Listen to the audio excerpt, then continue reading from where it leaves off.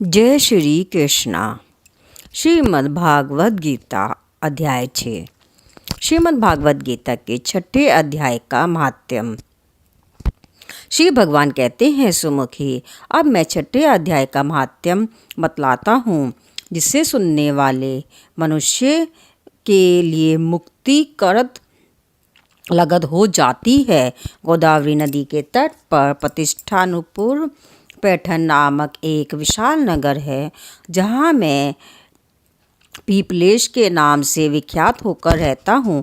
उस नगर में जानश्रुति नामक एक राजा रहते थे, जो भूमंडल की प्रजा को अत्यंत प्रिय थे। उनका प्रताप मातंड मंडल के प्रचंड तेज के समान जान पड़ता था। प्रतिदिन होने वाले उनके यज्ञ से धुएं से नंदनवन के कल्प वृक्ष इस प्रकार काले पड़ गए थे, मानो राजा की असाधारण दानशीलता देखकर वे लज्जित हो गए हों।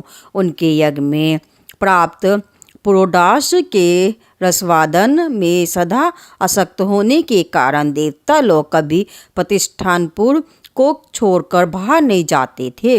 उनके दान के समय छोड़े हुए जल की धारा प्रताप रूपी तेज और यज्ञ के धूमों से पुष्ट होकर मेघ ठीक समय पर वर्षा करते थे। उस राजा के शासन काल में इत्यों खेती में होने वाले 6 प्रकार के उपद्रवों के लिए कहीं थोड़ा भी स्थान नहीं मिलता था और अच्छी नीतियों का सर्वतः प्रसार होता था। वे बावली कुएं और पोखरे खुदवाने के बहाने मानव प्रतिदिन पृथ्वी के भीतर की निधियों का अवलोकन करते थे। एक समय राजा के दान, तप, यज्ञ और प्रजा पालन से संतुष्ट होकर स्वर्ग के देवता उन्हें वह देने के लिए आए। वे कमलनाल के समान उज्ज्वल हंसों का रूप धारण कर अपनी पांखें हिलाते हुए आकाश मार्ग से चलने लगे। बड़ी उतावली के साथ उड़ते हुए वे सभी हंस परस्पर बातचीत भी करते जाते थे। उनमें से बद्राक्ष आदि 2-3 हंस वेग से उड़कर आगे निकल गए। तब पीछे वाले हंस ने आगे जाने वाले को संबोधित करके कहा, अरे भाई भद्राक्ष, तुम लोग वेग से चलकर आगे क्यों हो गए? यह मार्ग बड़ा दुर्गम है, इसमें हम सबको साथ मिलकर चलना चाहिए। क्या तुम्हें दिखाई नहीं देता? ये सामने ही पुण्यमोती महाराज जानश्रुति का तेज पुंज अत्यंत स्पष्ट रूप से प्रकाशमान हो रहा है। उस तेज से भस्म होने की आशंका है, अतः सावधान होकर चलना चाहिए। पीछे वाले हंसों के ये वचन सुनकर आगे वाले हंस पड़े और उच्च स्वर से उनकी बातों की अवहेलना करते हुए बोले, अरे भाई, क्या इस राजा जानश्रुति का तेज ब्रह्मावादी महात्मा रेंक के तेज से भी अधिक तीव्र है? हंसों की ये बातें सुनकर राजा जानश्रुति अपने ऊंचे महल की छत से उतर गए और सुखपूर्वक आसन पर विराजमान हो अपने साथी को बुलाकर बोले, जाओ महात्मा रैंक को यहाँ ले आओ। राजा का यह अमृत के समान वचन सुनकर मैं नामक साथी प्रसन्नता प्रकट करता हुआ नगर से बाहर निकला। सबसे पहले उसने मुक्तिदायिनी काशीपुरी की यात्रा की, जहाँ जगत के स्वामी भगवान विश्वनाथ मनुष्य को उपदेश दिया करते थे। इसके बाद यह गया क्षेत्र में पहुंचा, जहाँ पर फुल नेत्र वाले भगवान गदाधर संपूर्ण लोगों का उद्धार करने के लिए निवास करते हैं। तत्वंतर नाना तीर्थों में भ्रमण करता हुआ साथी पाप नाशनी मथुरापुरी में गया। यह भगवान श्री कृष्ण का अधिष्ठान है, जो परम महान एवं मोक्ष प्रदान करने वाला है। वेद और शास्त्रों में वह तीर्थ त्रिभुवनपति भगवान गोविंद के अवतार स्थान के नाम से प्रसिद्ध है। नाना देवता और भर्षि उसका सेवन करते हैं। मथुरा नगर कानंदी यमुना के किनारे शोभा पाता है। उसकी आकृति अर्धचंद्र के समान प्रतीत होती है। वह सब तीर्थों के निवास से परिपूर्ण है। परम आनंद प्रदान करने के कारण सुंदर प्रतीत होता है। गोवर्धन पर्वत के होने से मथुरा मंडल की शोभा और भी बढ़ गई है। वह पवित्र वृक्षों और लताओं से आवृत उसमें 12 वन हैं।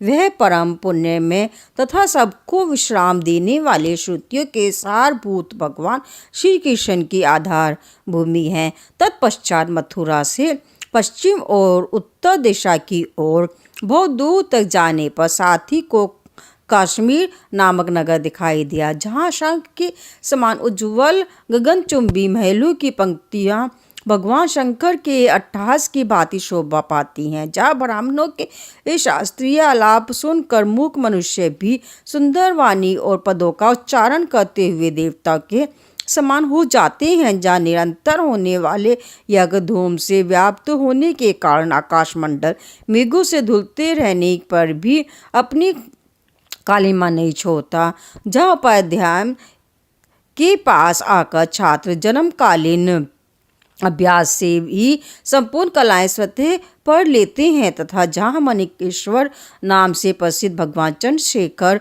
देहधारियों को वरदान देने के लिए नित्य निवास करते हैं। काश्मीर के राजा माणिकेश्वर ने दिग्विजय में समस्त राजाओं को जीतकर भगवान शिव का पूजन किया था, तभी से उनका नाम मणिकेश्वर हो गया था। उन्हीं के मंदिर के दरवाजे पर महात्मा रैंक एक छोटी सी गाड़ी पर बैठकर अपने अंगों को खुजलाते हुए वृक्ष की छाया का सेवन कर रहे थे। इसी अवस्था में साथी ने उन्हें देखा। राजा के बताए हुए भिन्न भिन्न चिन्हों से उसने शीघ्र ही रैंक को पहचान लिया और उनके चरणों में प्रणाम करके कहा, ब्राह्मण, आप किस स्थान पर रहते हैं? आपका पूरा नाम क्या है? आप तो सदा स्वच्छंद विचरने वाले हैं, फिर यहाँ किस लिए ठहरे हैं? इस समय आपका क्या करने का विचार है? साथी के ये वचन सुनकर परम आनंद में निमग्न महात्मा रैंक ने कुछ सोचकर उससे कहा, यद्यपि हम पूर्ण काम है, हम किसी वस्तु की आवश्यकता नहीं है, तथापि कोई भी हमारी मनोवृत्ति के अनुसार परिचर्या कर सकता है। रैंक के हार्दिक अभिप्राय को आदरपूर्वक ग्रहण करके साथ ही धीरे से राजा के पास चल दिया। वहां पहुंचकर राजा को प्रणाम करके उसने हाथ जोड़कर सारा समाचार निवेदन किया। उस समय स्वामी के दर्शन से उसके मन में बड़ी प्रसन्नता थी। साथी के वचन सुनकर राजा के नेत्र आश्चर्य से चकित हो उठे। उनके हृदय में रैंक का सत्कार करने की श्रद्धा जागृत हुई। उन्होंने 2 कचारियों से जुती हुई एक गाड़ी लेकर यात्रा की, साथ ही मोती के हार, अच्छे अच्छे वस्त्र और एक सहस्त्र गोए भी ले ली।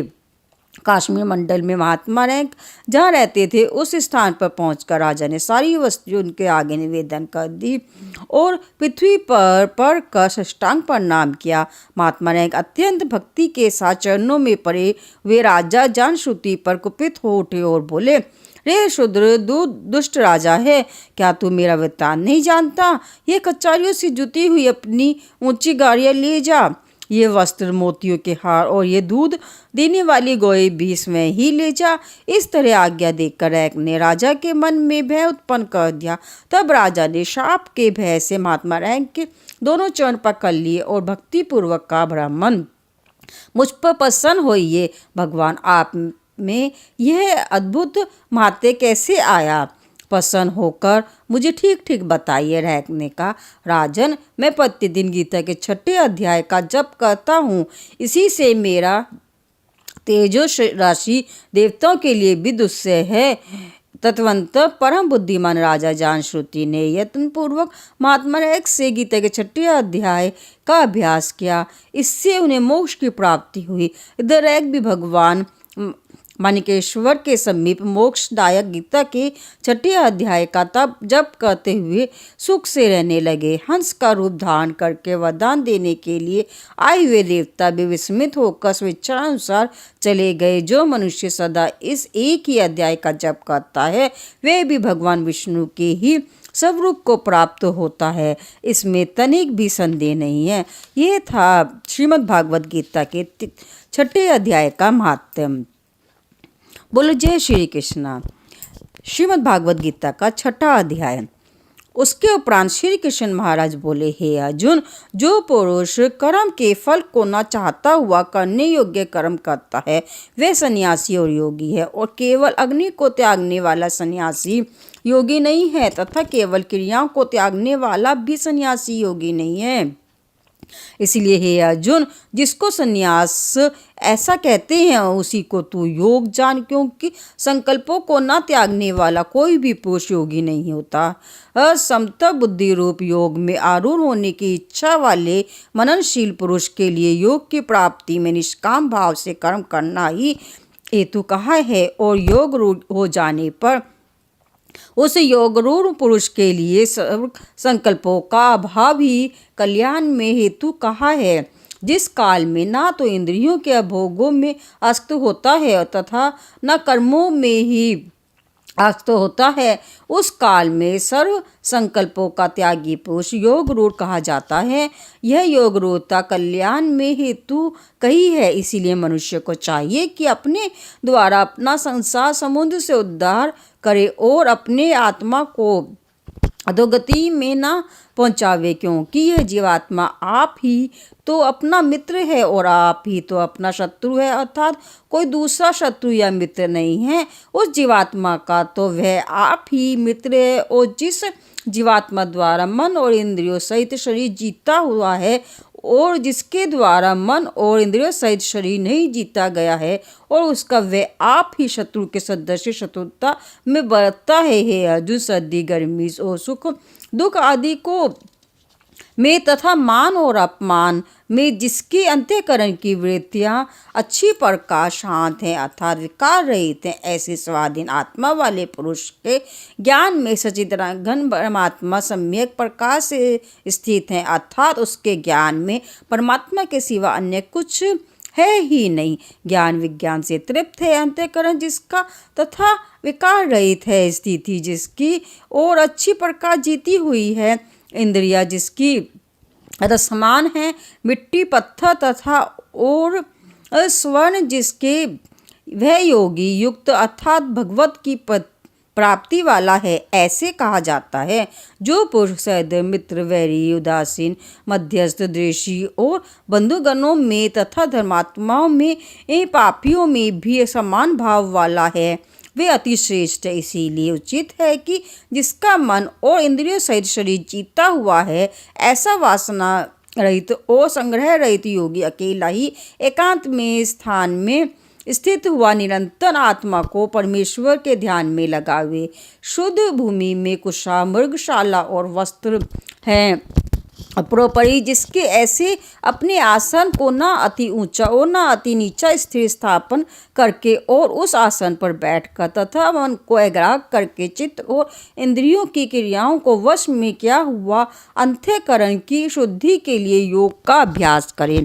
उसकी विधि इस प्रकार है कि काया सिर और ग्रीवा को समान और अचल धारण किए हुए दृढ़ होकर अपनी नासिका के अग्रभाग को देखकर अन्य दिशाओं को न देखता हुआ और ब्रह्मचार्य के व्रत में स्थित रहता हुआ भय रहित तथा अच्छी प्रकार शांत अंतःकरण वाला और सावधान होकर मन को वश में करके मेरे में लगे हुए चित्त वाला और मेरे परायण हुआ स्थित होवे। इस प्रकार आत्मा को निरंतर परमेश्वर के स्वरूप में लगाता हुआ स्वाधीन मन वाला योगी मेरे में स्थिति रूप परमानंद प्रकाश वाली शांति को प्राप्त होता है। परंतु हे अर्जुन, यह योग ना तो बहुत खाने वाला का सिद्ध होता है और न बिल्कुल न खाने वाले का तथा न अतिशयन करने वाले के स्वभाव वाले का और न अत्यंत जागने वाले का ही सिद्ध होता है। यह दुखों का नाश करने वाला योग तो यथा योग्य आहार और विहार करने वालों का तथा कर्मों में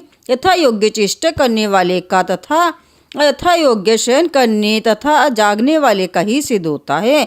इस प्रकार योग के अभ्यास से अत्यंत वश में क्या हुआ चित्त जिस काल में परमात्मा में ही भली प्रकाशित हो जाता है, उस काल में संपूर्ण कामनाओं से प्ररहित हुआ पुरुष योग युक्त ऐसा कहा जाता है। जिस प्रकार वायु रहित स्थान में स्थित दीपक चलायमान नहीं होता है, वैसे ही उपमा परमात्मा के ध्यान में लगे हुए योगी के जीते हुए चित्त की कही गई है। ही अर्जुन, जिस अवस्था में योग के अभ्यास से निरुद्ध हुआ चित्त अब उपराम हो जाता है और जिस अवस्था में परमेश्वर के ध्यान से शुद्ध हुई सूक्ष्म बुद्धि द्वारा परमात्मा को साक्षात करता हुआ सच्चिदानंद परमात्मा में ही संतुष्ट होता है तथा इंद्रियों से अतीत केवल शुद्ध हुई सूक्ष्म बुद्धि द्वारा ग्रहण करने योग्य जो अनंत आनंद है उसको जिस अवस्था में अनुभव करता है और जिस अवस्था में जिस स्थित हुआ यह योगी भगवत स्वरूप से नहीं चलायमान होता है और परमेश्वर की प्राप्ति रूप जिस लाभ को प्राप्त होकर उससे अधिक दूसरा कुछ भी लाभ नहीं मानता है और भगवत प्राप्ति रूप जिस अवस्था में स्थित हुआ योगी बड़े भारी दुख से भी चलायमान नहीं होता है, जो दुख रूप संसार के संयोग से रहित है तथा जिसका नाम योग है, उसको जानना चाहिए। वह योग न उकताए हुए चित्त से अर्थात तत्पर हुए चित्त से निश्चय पूर्वक करना तत्कर्तव्य है। इसलिए मनुष्य को चाहिए कि संकल्प से उत्पन्न होने वाली संपूर्ण कामनाओं को निश्चेष्टता से अर्थात वासना और आसक्ति रहित त्याग कर और मन के द्वारा इंद्रियों के समुदाय को सब ओर से अच्छी प्रकार से वश में करके कर्म से अभ्यास करता हुआ परमात्मा को प्राप्त होवे तथा ध्येय युक्त बुद्धि द्वारा मन को परमात्मा में स्थित करके परमात्मा के सिवा और कुछ भी चिंतन ना करे। परंतु जिसका मन वश में नहीं हुआ हो उसको चाहिए कि वह स्थिर न होने वाले और चंचल मन जिस कारण से सांसारिक पदार्थों में विचरता है उससे रोक कर बारंबार परमात्मा में ही निरोध करे, क्योंकि जिसका मन अच्छी प्रकार शांत है और जो पाप से रहित है और जिसका रजोगुण शांत हो गया है, ऐसे इस सचित्रांगन ब्रह्म के साथ एक की भाव हुए योगी को अति उत्तम आनंद प्राप्त होता है। वह पाप रहित योगी इस प्रकार निरंतर आत्मा को परमात्मा में लगाता हुआ सुख पूर्वक परम ब्रह्म परमात्मा की प्राप्ति रूप आनंद को अनुभव करता है। हे अर्जुन, सर्वव्यापी अनंत चेतन में एक ही भाव से स्थिति रूप योग से युक्त एवं आत्मा वाला तथा सब में संभाव से देखने वाला योगी आत्मा को संपूर्ण भूतों में बर्फ में जल के सदृश व्यापक देखता है और संपूर्ण भूतों को आत्मा में देखता है। अर्थात जैसे स्वप्न से जगा हुआ पुरुष स्वप्न के संसार को अपने अंतर्गत संकल्प के आधार देखता है, वैसे ही वह पुरुष संपूर्ण भूतों को अपने सर्वव्यापी अनंत चेतन आत्मा के अंतर्गत संकल्प के आधार देखता है। जो पुरुष संपूर्ण भूतों में सबके आत्म रूप मुझे वासुदेव को ही व्याप्त देखता है और संपूर्ण भूतों को मुझे वासुदेव के अंतर्गत देखता है, उसके लिए मैं अदृश्य नहीं होता हूँ और वह मेरे लिए अदृश्य नहीं होता है, क्योंकि वह मेरे में एक ही भाव से स्थित है। इस प्रकार जो पुरुष एक ही भाव से स्थित हुआ संपूर्ण भूतों में आत्म रूप से स्थित मुझ सचित्रांगन वासुदेव को बसता है, वह योगी सब प्रकार से बढ़ता हुआ भी मेरे में ही बरतता है, क्योंकि उसके अनुभव में मेरे सिवा अन्य कुछ है ही नहीं। अर्जुन, जो योगी अपनी सदस्यता से संपूर्ण भूतों में सम देखता है और सुख अथवा दुख को भी सब में सम देखता है, वह योगी परम श्रेष्ठ माना गया है। इस प्रकार भगवान के वाक्यों को सुनकर अर्जुन बोले, हे मधुसूदन, जो यह ध्यान योग आपने समता भाव से कहा, इसकी मैं मन के चंचल होने से बहुत काल तक ठहरने वाली स्थिति को नहीं देखता हूँ, क्योंकि हे कृष्ण, यह मन बड़ा चंचल और परमथन स्वभाव वाला है तथा बड़ा दृढ़ और बलवान है। इसीलिए इसका वश में करना मैं वायु की गति की भांति अति दुष्कर मानता हूँ। इस प्रकार अर्जुन के पूछने पर श्री कृष्ण भगवान बोले, हे महाभाव, निसंदेह मन चंचल और कठिनता से वश में होने वाला है, परंतु हे कुंती पुत्र अर्जुन, अभ्यास अर्थात स्थिति के लिए बारंबार यत्न करने से और वैराग्य से वश में होता है। इसीलिए इसको अवश्य वश में करना चाहिए, क्योंकि मन को वश में न करने वाले पुरुषों द्वारा योग दुष्प्राय अर्थात प्राप्त होना कठिन है और स्वाधीन मन वाले प्रयत्नशील पुरुष द्वारा साधन करने से प्राप्त होना सहज है, ये मेरा मत है। इस पर अर्जुन बोले, हे कृष्ण, योग से चलायमान हो गया है मन जिसका ऐसा स्थिर यत्र वाला श्रद्धा युक्त पुरुष योग की सिद्धि को अर्थात भगवद साक्षात्कार को न प्राप्त होकर किस गति को प्राप्त होता है? हे महाभाव, क्या वह भगवत प्राप्ति के मार्ग में मोहित हुआ आश्रय रहित पुरुष भिन्न भिन्न बादलों की भांति दोनों ओर से अर्थात भगवत प्राप्ति और सांसारिक भोगों से भ्रष्ट हुआ नष्ट तो नहीं हो जाता है? हे कृष्ण, मेरे इस संशय को संपूर्णता से छेदन करने के लिए आप ही योग्य हैं, क्योंकि आपके सिवा दूसरा इस संशय का छेदन करने वाला मिलना संभव नहीं है। इस प्रकार अर्जुन के पूछने पर श्री कृष्ण भगवान बोले, हे पार्थ, इस पुरुष का ना तो इस लोक में और न परलोक में ही नाश होता है, क्योंकि हे प्यारे, कोई भी शुभ कर्म करने वाला अर्थात भगवत अर्थ का कर्म करने वाला दुर्गति को प्राप्त नहीं ही होता है, किंतु वह योग भ्रष्ट रूप पुरुष पुण्यवानों के लोगों को अर्थात स्वर्ग अधिक उत्तम लोगों को प्राप्त होकर उनमें बहुत वर्षों तक वास करके शुद्ध आचरण वाले श्रीमान पुरुषों के घर में जन्म लेता है, अथवा वैराग्यवान पुरुष उन लोकों में न जाकर ज्ञानवान योगियों के ही कुल में जन्म लेता है। परंतु इस प्रकार का जो यह जन्म है सो संसार में निसंदेह अति दुर्लभ है। वह पुरुष जहाँ उस पहले शरीर में साधन किए हुए बुद्धि के संयोग को अर्थात समता बुद्धि योग के संस्कारों को अनायास ही प्राप्त हो जाता है और हे कुरुनंदन, उसके प्रभाव से फिर अच्छी प्रकार भगवत प्राप्ति के निमित्त यत्न करता है, वह विश्व के वश में हुआ भी उस पहले के अभ्यास से ही निसंदेह भगवत की ओर आकर्षित किया जाता है तथा समतम बुद्धि रूप योग का जिज्ञासु भी वेद में कहे हुए सकाम कर्मों के फल को उल्लंघन कर जाता है। जबकि इस प्रकार मंद प्रयत्न करने वाला योगी भी परम गति को प्राप्त हो जाता है। तब क्या कहना है कि उनके जन्मों से अंतःकरण की शुद्धि रूप सिद्धि को प्राप्त हुआ और अति प्रयत्न से अभ्यास करने वाला योगी संपूर्ण पापों से अच्छी प्रकार शुद्ध होकर उस साधन के प्रभाव से परम गति को प्राप्त होता है, अर्थात परमात्मा को प्राप्त होता है, क्योंकि योगी तपस्वियों से श्रेष्ठ है और शास्त्र के ज्ञान वालों से भी श्रेष्ठ माना गया है तथा सकाम कर्म करने वाले से भी योगी श्रेष्ठ है। इससे ही अर्जुन तू योगी हो। हे प्यारे, संपूर्ण योगियों में भी जो श्रद्धावान योगी मेरे में लगे वे अनंत आत्मा से मेरे को निरंतर बसता है, वे योगी मुझे परम श्रेष्ठ मान्य हैं। इति श्रीमति भागवत गीता रूपी उपनिषद एवं ब्रह्म विद्या तथा योग शास्त्र विषयक श्री कृष्ण और अर्जुन के संवाद में आत्म संयम योग नामक छठा अध्याय समाप्त। श्रीमद् भागवत गीता का छठा अध्याय समाप्त। बोलो जय श्री कृष्ण।